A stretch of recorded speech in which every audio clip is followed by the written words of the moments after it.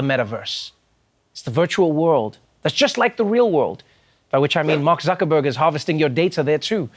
Companies like Meta, aka Facebook, are betting billions of dollars on the hope that virtual reality is the future of human interaction. But as they get started, they're finding out that in many ways, the people of the future are all too much like the people of the past.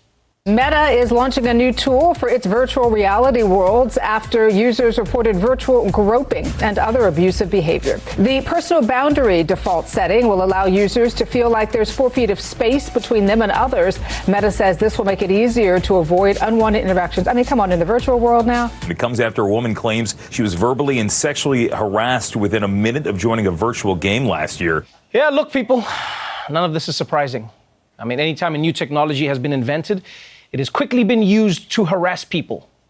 You know, right after man discovered fire, creeps were probably like, awesome, now I can show my dick to strangers at night. But still, the metaverse was not designed for you to sexually harass others, okay? It was designed to distract everyone from Facebook's other scandals.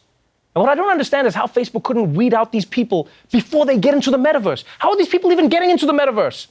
Like, think about it. Facebook has information on everybody. How come they can't tell who's an internet pervert, but then they can show me ads for crutches 3 days before I get hit by a car, huh? But obviously, this is really about the principle of feeling safe and respected. It's not actual sexual assault. You know, no one in the metaverse even has a butt to grab. There's nothing below the waist. That's why everyone in the metaverse goes to the bathroom out of their mouth. It's a really weird experience. I actually feel like I know where this is going, though. You know, they're going to say, well, we tried making avatars without bottoms, and that didn't work, so maybe we should try one where nobody has tops either. It's going to be just faces, like a book of faces.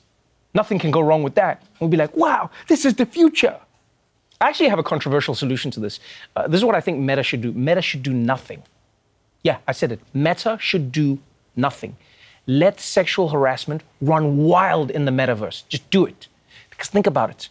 If we can trap all the sexual harassers in the metaverse, we won't have to worry about sexual harassment in the real world. Yeah, all the creeps will be at home with their VR helmets, touching each other's cartoon nipples.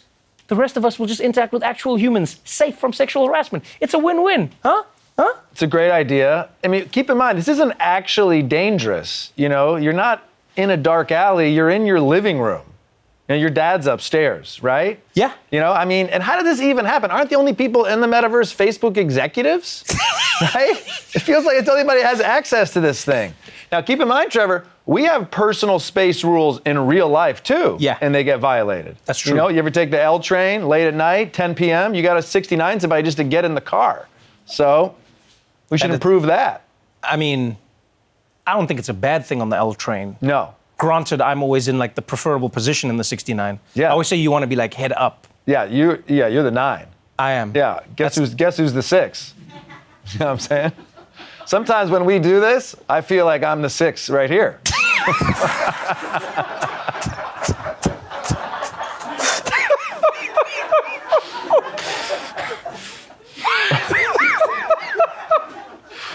All right, let's move on to the big political news from over the weekend. The Republican Party right now is more divided than Kim Kardashian and Kanye West. The big debate is between a small handful of conservatives who think it is wrong to try and steal an election versus the majority of Republicans who say overthrowing democracy is just legitimate political discourse. Well, now Mike Pence has chosen a side. The former vice president, Mike Pence, rebuked President Trump's insistence that Pence could have rejected the Electoral College results on January 6th. President Trump said I had the right to overturn the election. But President Trump is wrong. And frankly, there is no idea more un-American than the notion that any one person could choose the American president. Ooh, Mike Pence standing up to Donald Trump. Hey! Look at my guy trying new things for the first time. Next week, players going to be having sex with his eyes open. But still, good for Pence. And it's going to be fun watching him endorse Trump for re-election in 2 years. He was right. I should have done it. And next time, maybe I will.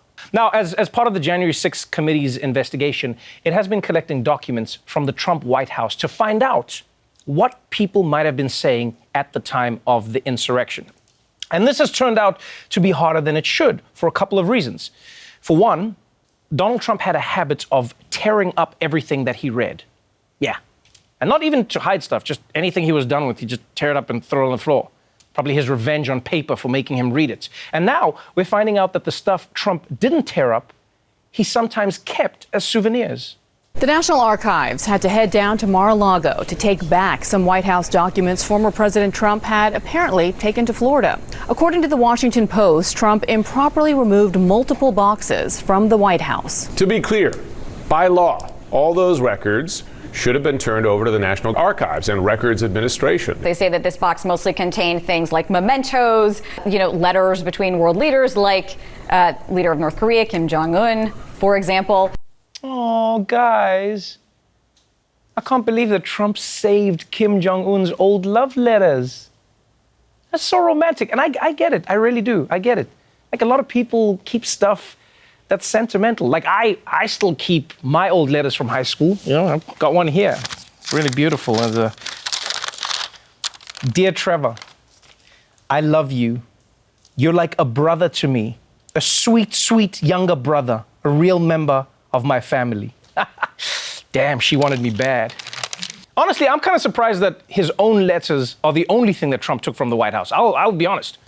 Like, when he got kicked out, I thought he'd just stuff as much stuff into his pockets as he could, Like, he'd get out there and then White House security would shake him and the bust of Frederick Douglass would just fall out of his pants. He'd be like, I don't know who that is, but I'm learning more and more about him every day. Fantastic guy. I think we would have gotten along great. So great. Every day, Putin moves his tanks closer and closer to the Ukraine border, creating the world's most high-stakes game of, I'm not touching you. You can't call mom. I never touch your face. Never touch your face. I don't touch your face. Now, because war is bad for business and also human life, every country is trying everything that they can to talk Russia down from its invasion plans. And yesterday, the president of France took his shot. And people had high hopes for this meeting, because the French and the Russians, they have a lot in common. For example, both have disgusting salad dressings named after them. But despite this commonality, the meeting did not go well. French President Emmanuel Macron is in Russia. He met with Russian President Vladimir Putin in Moscow at a 20-foot-long table, thanks to COVID restrictions. Macron believes Russia has a right to ask questions about its security and seek guarantees. Putin did not offer to de-escalate in that meeting with Macron, but Russia does continue to deny any plans of an invasion. Okay, people, what the hell is this? Why are they sitting so far apart? Like, I've been in Zoom meetings where I'm sitting closer to the other person. Why do you even have a table so big? Like, did you see that thing? Like, maybe Putin isn't trying to take over Ukraine because he's evil. Maybe he just needs more space for his giant furniture. Apparently, the reason for this distance is because they say they want to make sure that everyone is safe. That's what they say. And no, I'm not talking about COVID. I'm talking about Putin. Yeah. If he wants to kill you, at least with this table, he's got to catch an Uber to get to your end. In 4 minutes, you're dead. 5 minutes now, Latif missed his turn. Why would you take that road? I don't know. So if I cancel now, do I pay? How does this work? Putin is playing some crazy psychological mind games with Macron. You think so? Yeah, French people don't know how to sit at a big table like that. He didn't know what to do. They're used to those tiny little bistro tables where they have room for one little glass of wine and a cube of cheese. That's it. It's the French thing. Also, I can't stop thinking about the poor delivery guy who had to lug that table all the way up the staircase just for that meeting. And then he had to wait 5 hours and take the table back down. Crazy. Well, I don't think that's how delivery works. I think. Well, think about it. If he's playing mind games like that, he brought that table in specifically for that meeting. And that delivery guy, he better not get any nicks or dings in it because he's getting poison in the neck if he does. Yeah, I think you have a very different idea of what they do. But yeah. Yeah, no, that's exactly what happened. We'll agree to disagree. We totally agree, I think. Look, all I'm saying is, the table might be better than catching COVID, but it could also be the reason that there's a giant war. Because these two couldn't possibly have understood each other at all. I mean, just listen to the conversation. Mr. Putin, we cannot risk another war. What? We cannot skin another boar? No, not boars. I'm talking about foreign affairs. You're having an affair? Of course, you're French. Maybe I could sit closer to you. No, I'm saving the seat for a friend. His coat is on it. But you can't hear anything I'm saying. That is interesting, yeah. Are you doing that thing where you agree because you're not sure what I said? Moscow smells like urine. Your face looks like a peach had Botox. And it's only Monday. All right, let's make like the president of your high school drama club and move to New York City. Last month, New York inaugurated a new mayor, moderate Democrat and former police captain Eric Adams. And even though he's new in the job, that hasn't stopped him from making his presence felt. For instance, he said that he's going to take his mayor's salary in crypto. Yeah, which means he's the richest mayor, poorest mayor, richest mayor, poorest mayor, richest mayor, poorest mayor, richest mayor, poorest mayor. I wish I'd taken cash mayor in the world right now. Also, Mayor Adams is a vegan. Yeah, no, I thought he was black. I know. And this week he announced that going forward, all New York City schools would have to have mandatory vegan Fridays, which I actually think is a great idea. Yes, because Friday I think needs to be taken down a peg, you know? Oh, you're excited for the weekend? How about a tofu sandwich, bitch? Now, obviously because of this decision, a lot of people are mad. Like, a lot of people are mad. You have to eat meat or it's not a meal. But if you ask me, there's nothing wrong with kids being exposed to different kinds of foods and different kinds of diets. And yeah, I'm talking about you, kids with peanut allergies. Stop being so close-minded. So yeah, schools in New York are going to serve vegan food on Fridays, partly because the mayor himself is vegan. Or is he? It's a big city scandal in New York. Mayor Eric Adams is making waves with the revelation that he eats fish. Adams is a self-proclaimed vegan. A report in Politico New York over the weekend cited restaurant sources at a Midtown eatery frequented by the mayor, who say Adams often dines on fish. He released a statement saying, "I want to be a role model for people who are following or aspire to follow a plant-based diet. But as I said, I am perfectly imperfect and have occasionally eaten fish." Okay, everybody calm down. Everybody calm down. I can feel the stress in the room right now. Everybody calm down. I know you're angry right now, and I know you want him to step down, but give the man a chance. Yes, he's a vegan who sometimes eats fish, but don't get it twisted, man. Being a vegan isn't about eating vegan. It's about telling everybody that you're vegan. So technically, this man's legit. And that is what's great about New York. We're imperfect here. We're perfectly imperfect. You can label yourself whatever you want in New York, whether it's true or not. It doesn't matter. You know, that's why the vegan mayor isn't vegan. And that's why the New York Jets can call themselves a football team. You know, if you ask me, the weird thing to me is not that he cheats occasionally on his veganism. It's the fact that his cheat meal is fish. I mean, if you're going to cheat, my man, cheat. Eat a cheeseburger or a pepperoni pizza. Eating fish as your cheat meal is like getting a hall pass from your spouse and using that hall pass to have sex with a fish. It's a total waste of a hall pass and a fish. I gotta say, I really appreciate his transparency and that he didn't make the fish sign an NDA. That's progress. I guess. Yeah. Come on, this is like an adorable political scandal. This is ridiculous. Let the guy eat a little bit of fish. What's next? Adams took a penny but didn't leave a penny. He put a plastic cup in the paper recycling bin. He's keeping solitary confinement at Rikers. Okay, that one's bad. The paper cup one's also pretty bad. God. Yeah, that's like those are pretty bad. I apologized over and over again. I don't know what else I can do. The colors match. You put you know. All right, finally. If you're still looking for a perfect Valentine's Day gift, there are a few last-minute options that you can consider. I know it's late, but you can consider these things. You can cook a nice meal, right? And if you can't cook, you can give that special person a coupon that they can exchange for a piece of jewelry later if they promise not to dump you, huh? Or you can get them a gift that'll take your relationship totally new heights. New this morning for you with a week to go until Valentine's Day. One company in Las Vegas wants to help couples safely join the Mile High Club. It's from the company Love Cloud, fittingly. Well, couples can rent a private 45-minute flight. It comes with a private bed blocked off from the pilot with a curtain there. Well, officials say there's also a commemorative membership card signed by the pilot himself. They also say the sheets are changed and everything's been cleaned in between flights for you. Prices for the romantic getaway start $995. Wow. Okay. This is not what I expected. And I feel like it kind of defeats the whole purpose of the Mile High Club. You know? The Mile High Club isn't just about having sex on a plane. It's about having terrible sex quietly without getting sucked down that toilet. That's the experience. Anyone can have sex on a plane. Not to mention, they said this flight only lasts 45 minutes. Only 45 minutes? You realize that's barely enough time to apologize for the first 2 minutes. And don't get me started on the fact that the pilot, AKA Mr. Smiley over here, I've just got to trust that I've got privacy because he closed that little curtain. I'm not going to pay $1,000 to have sex while some random dude is sitting there pretending to not pay attention. That's not a plane.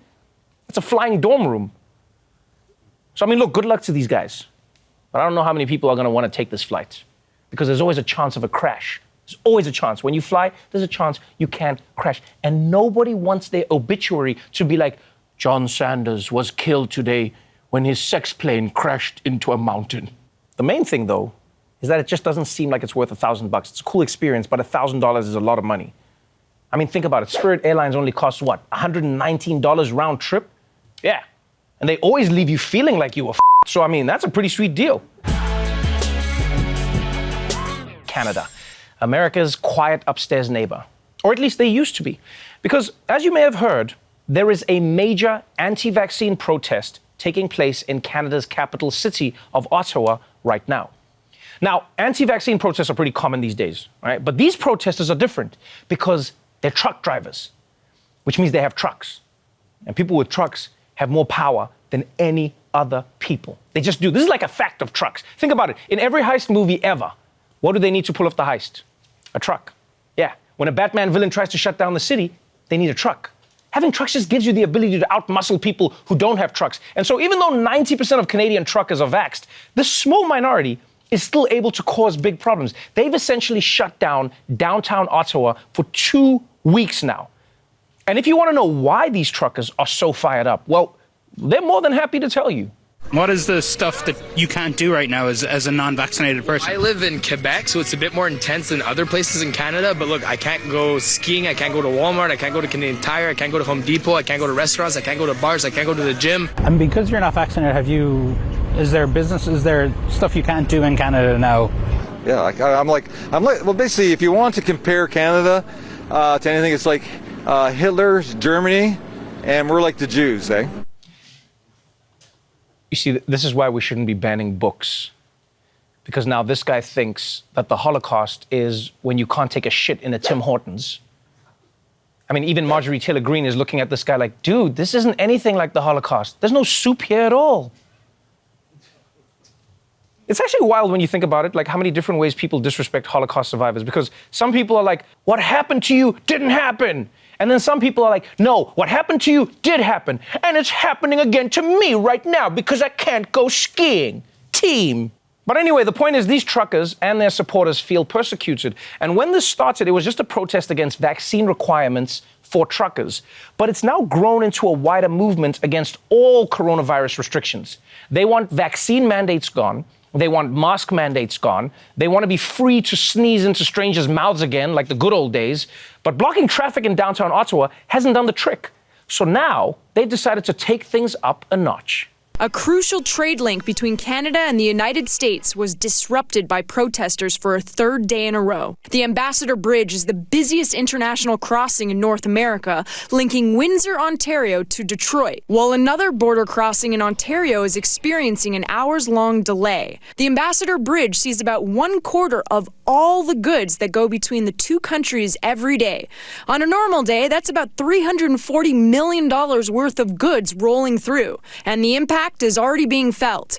Ontario auto plants, including Ford and Stellantis, reduced production over the last 24 hours due to missing parts from shipments. Prime Minister Justin Trudeau calling for an end to the protests. Right now, people in Windsor are suffering and losing their jobs because they can't get auto parts across the Ambassador Bridge.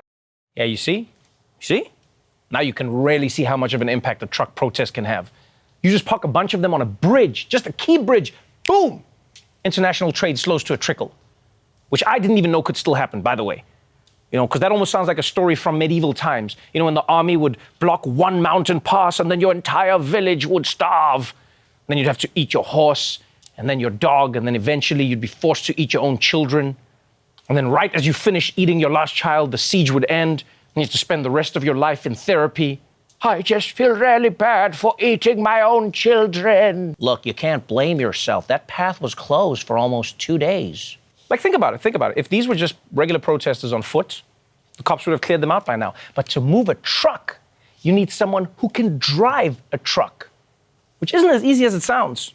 It takes months of training to be able to sit in the driver's seat of a truck and not just honk the horn the whole time. It's extremely tempting.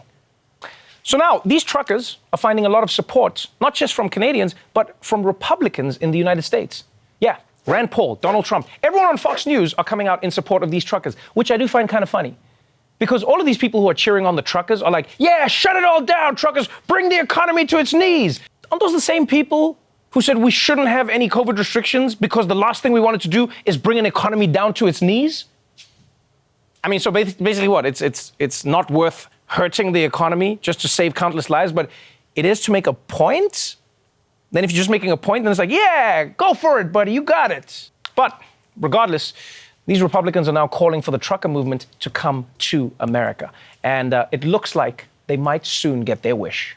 Ottawa's so-called Freedom Convoy spawning similar anti-vax mandate protests in cities around the world. In Australia, protesters assembled outside the Capitol building, many waving Australian flags and signs asking for freedom. In New Zealand, protesters camped outside Parliament for a second day. And in France, hundreds of protesters in Nice headed for Paris, waving Canadian flags. The Department of Homeland Security is telling law enforcement authorities it's receiving reports that a similar kind of convoy could soon begin in the U.S. The department has, quote, received reports of truck drivers planning to potentially block roads in major metropolitan cities in the United States. The protest could begin as soon as Sunday in Los Angeles to disrupt the Super Bowl, and then travel across the country to disrupt President Biden's State of the Union in D.C. on March 1st. Whoa. These guys want to disrupt the Super Bowl. I don't know, man. That seems like a terrible strategy. I mean, think about it. You'd be ruining one of the last things that everyone in America loves. Everyone. You're going to block the Super Bowl?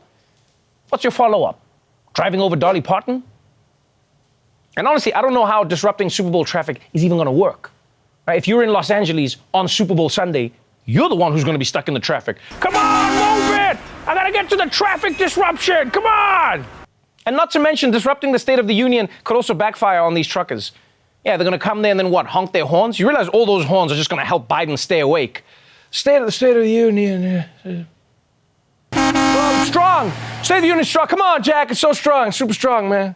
So yeah, these trucker protests from Canada might be coming to America. And if that's the case, we got to prepare ourselves. Because a lot of things that are big in Canada, they blow up much more when they come to America. You know, Drake, Justin Bieber, those cool weed posters that they got up there. But I will say this, the funny thing about the whole protest is that when it comes to coronavirus restrictions in America, what are they going to be protesting? There's not a whole lot left, right? I mean, coronavirus isn't over, but everyone has already started to act like it is. Businesses are open, schools are in session, and even the bluest states are getting rid of mask mandates. So I guess what I'm saying is, congratulations, truck drivers, you did it. So I guess now there's no need to block the Super Bowl. Please.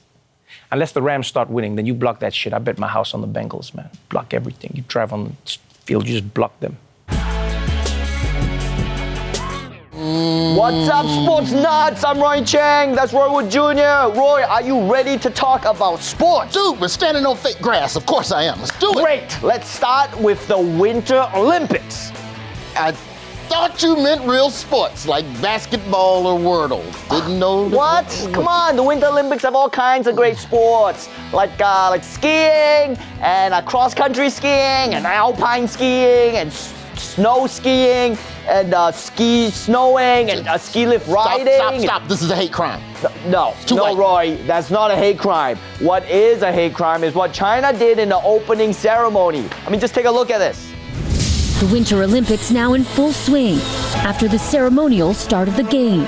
Team USA walking in the Parade of Nations. But a controversial ending to the ceremony, China choosing a Uyghur athlete as one of the torchbearers to light the final Olympic flame. The host country has been condemned for its treatment of the Muslim ethnic minority in Xinjiang, leading the U.S. and other nations to hold a diplomatic boycott of the Games. Damn, trotting out the Uyghurs like that. Do you have any idea the size of the balls that takes?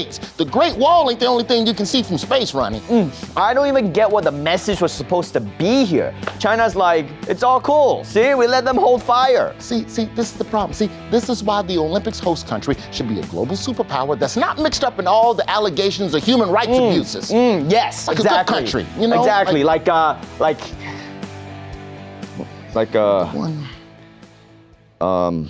what's the one? No, not them. What? No, they just got no war. ISIS. You know what? Let's move on. Let's just move on. We'll come up with one. We'll come up with one because there's still a pandemic going on. That's right. China's COVID crackdowns are turning the games into a different kind of spectacle. Everyone who touches down in Beijing for the Winter Games is greeted by a hazmat suit-wearing welcoming committee like this one. They help you navigate various checkpoints and not one, but 2 COVID tests. When an athlete or reporter tests positive, they're ordered to put on a full hazmat suit and taken away by ambulance to a COVID isolation hotel 45 minutes away. And the food, some say, is inedible.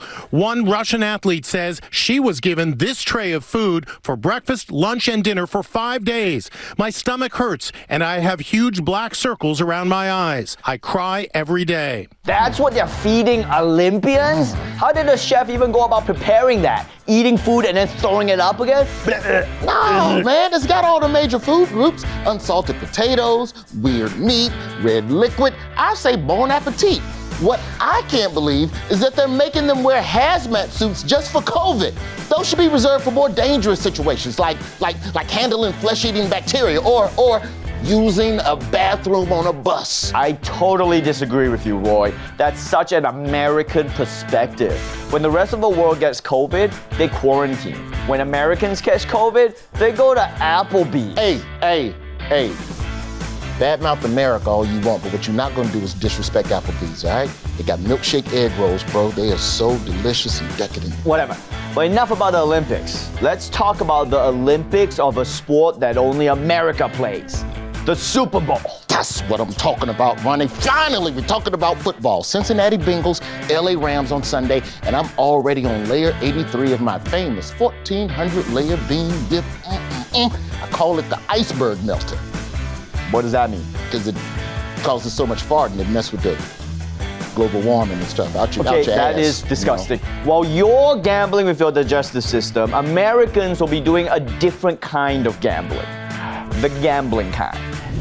Millions, literally, of Americans are expected to place a wager of some type on the Super Bowl. And they'll bet an eye-popping $7.6 billion, up 78% from last year. That dramatic rise attributed largely to broader access. Well, since last year, 10 states have launched legal sports betting, meaning 45 million more Americans can wager in their home state than last year. $7.6 billion on Super Bowl gambling? That could buy you a lot of NFTs. Or maybe just a few NFTs. I still don't know what NFTs are. Here's my thing. The second they legalized gambling, it was everywhere.